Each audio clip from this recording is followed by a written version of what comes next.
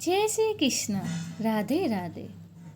ज्येष्ठ मास का 13वें दिन का 13वां अध्याय, सागर पुत्र का नाश वर्णन। सनक जी कहने लगे, हे ब्राह्मणों, जब इंद्र ने यज्ञ का सब विधान विष्णु जी से कहा, तब भगवान विष्णु ने मन में ध्यान कर इंद्र से निश्चित कर बोले, हे इंद्र, मुझको और समर्थ शिव जी को उन दो लोगों ने नहीं बुलाया, इसीलिए मैं तुमसे एक उपाय बताता हूँ, तुम उपाय को करो। हे सुमिते, मैं तुमको अदृश्य करने वाली विद्या देता हूँ। तुम पवित्र होके उस विद्या को ग्रहण करो और निर्भय होकर फिर जाकर विधि से उस विद्या का जाप करो। सावधानी से यज्ञ के घोड़े का हरण कर लो और उसी तरह मौन पूर्वक कपिल ऋषि के आश्रम में जाओ। सब देखकर यज्ञ के घोड़े को रखकर स्वर्ग में जाकर पूर्ववत अपना काम करो, अन्यथा यज्ञ के बल से बलावंतित होकर सबको मारेंगे। भगवान के वचन सुनकर इंद्र ने विधिवत स्नान किया और अदृश्य कारिणी विद्या को ग्रहण कर लिया। प्रथम मधुसूदन भगवान को प्रणाम किया और फिर पूछा कि भगवान कपिल मुनि कहाँ पर हैं। श्री विष्णु भगवान ने कहने लगे कि कलंगी दिशा में पूर्व की तरफ पृथ्वी के अंदर गुफा में कपिल ऋषि के पाताल के समान भूग्रह तय खाना बना रखा है।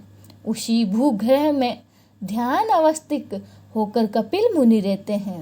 विष्णु भगवान के वचन सुनकर इंद्र यज्ञ के घोड़े के पास गए और भगवान विष्णु के उपदिष्टि विद्या का ऋषि देवता के सहित जप करते हुए यज्ञ के घोड़े को लेकर शीघ्र ही चले गए।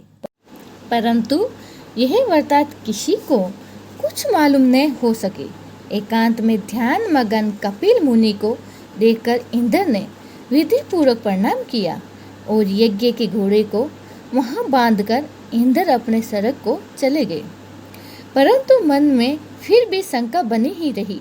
इधर यज्ञ के घोड़े को हरण हो जाने पर उसके रक्षक एक साथ अज्ञान से मोहित होकर सब ने राजा को आके कहा कि हे राजन, यज्ञ का घोड़ा कहाँ गया है तथा कौन हर के ले गया है, हमें उसके बारे में कुछ नहीं पता। रक्षकों के वचन सुनकर सागर पुत्र यज्ञासव की खोज में निकल गए। 10 दिशाओं को गए, समस्त पृथ्वी तल के भाग को देख लिया, पर देवलोक देखने के लिए स्वर्ग को आए।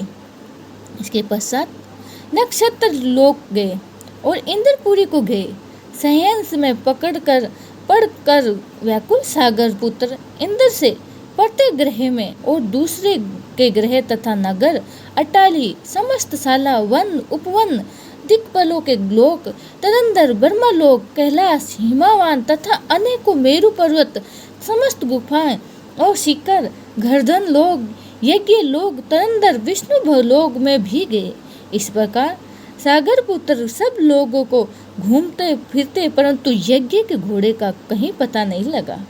फिर वह पाताल के लोक में गए और 7 पातालों को देखा। फिर भी वह निराश होकर अपने शिविर में गए।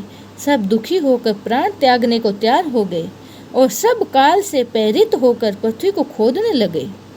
अस्माकस उस विवर में मिला हुआ 100 योजन के विस्तार में इंद्रालय के समान और मनुष्य के रहित दिव्य गहरी गुफा को देखकर सब के सब उस गुफा में चले गए।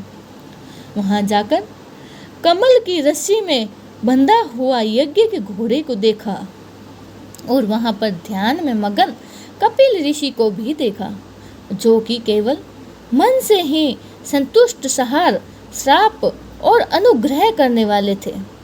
कपिल मुनि के प्रभाव से उन मूर्ख सागर पुत्रों ने कपिल मुनि को चोर समझकर कहा कि इसी ने घोड़ा चुराया है और अब भय से यहाँ ध्यान लगाकर बैठ गया है। हम लोगों के भय से पृथ्वी के नीचे घर बनाकर ऋषि के समान बैठा है। इस दुष्ट को अच्छी तरह बांधकर राजा सागर के पास ले चलेंगे। यह कहकर उन सूरवीर सागर पुत्रों ने बड़ा कोलाहल किया और कपिल मुनि को बांध दिया। तथा कुछ लोगों ने उन पर प्रहार भी किया। ध्यान तो त्याग कर ज्यों ही कपिल मुनि ने अपनी उनकी ओर देखा, त्यों ही वे सागर के पुत्र कपिल मुनि के नेत्र अग्नि से जलकर भस्म हो गए। बोलो जय सिया राम। इति श्री ज्येष्ठ महात्म सागर पुत्र नाश वर्णम 13वां अध्याय समाप्तम। ओम नमः शिवाय। हरि ओम हरि ओम हरि ओम।